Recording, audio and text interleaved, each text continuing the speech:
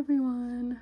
My name's Alexia and I volunteer in a middle school classroom for the last year, and this is my library project.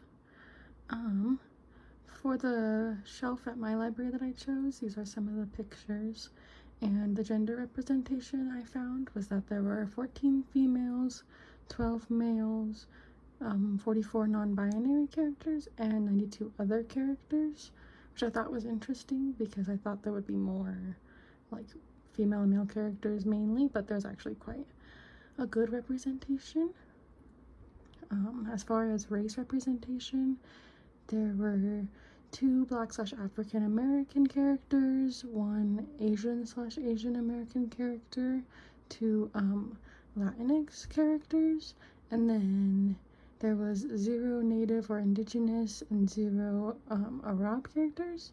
However, there were 10 white characters and 89 other character races, which I think is also a good representation, despite it being a little bit short in races other than white, but it still did show a good representation of non-gender specific, non-race specific characters. As far as location wise, there was not too much representation here.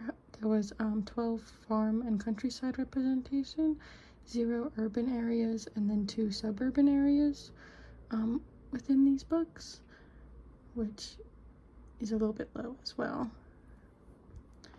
As far as disability representation, unfortunately from the shelf I chose, there were no disability representation.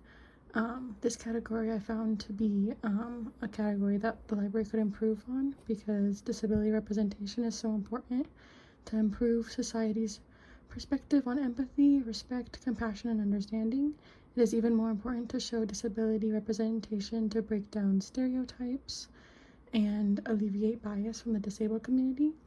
I think this would be very important even in children's books, to show the different perspectives and ways of life, to show children how to respect and gain compassion for everyone they will interact with. So deep diving into the different representations, my library was a good window in the categories of gender and race.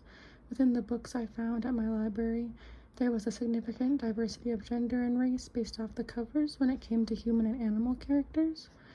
I think this library was a great window for my students in the category of gender, and even though female categories were lower in ratio to the male characters, but this library still did a good job at showing non-gender specific characters, which I think is important to show that stories and characters are valuable no matter their gender.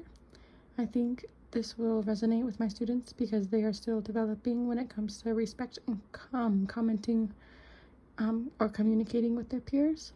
I think reading books that don't show specific genders will help the children learn how to respect others no matter their gender. And then I was also pleasantly surprised by the diversity of race. This also was a good window for my students from this library, because it had a really good diversity of race. And before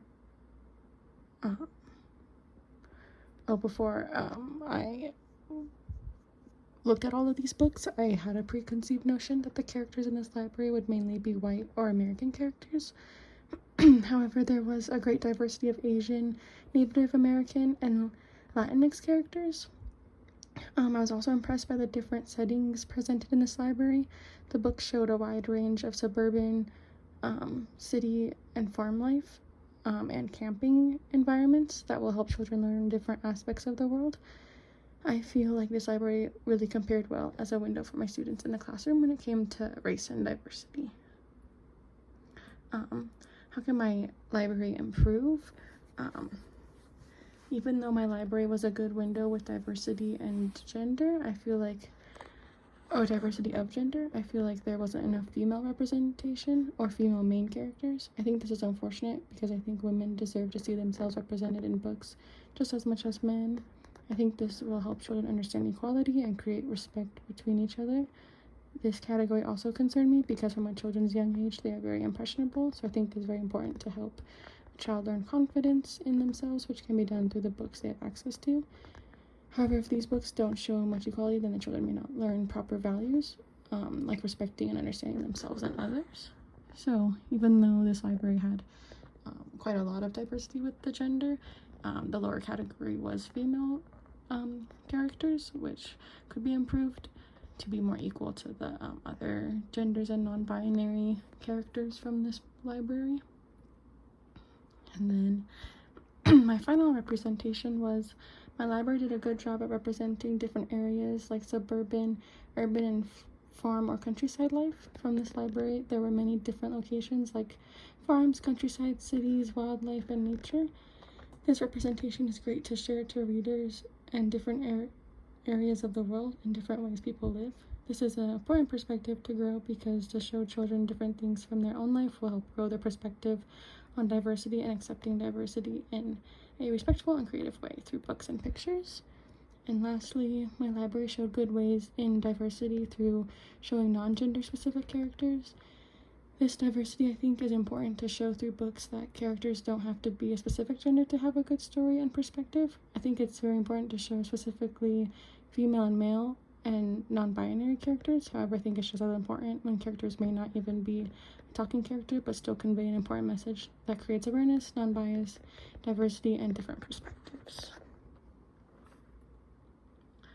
And then my final thoughts. Overall, I think my library was a great window and mirror of diversity and could improve in easy ways of representing diversity or of representing disability and more female empowerment.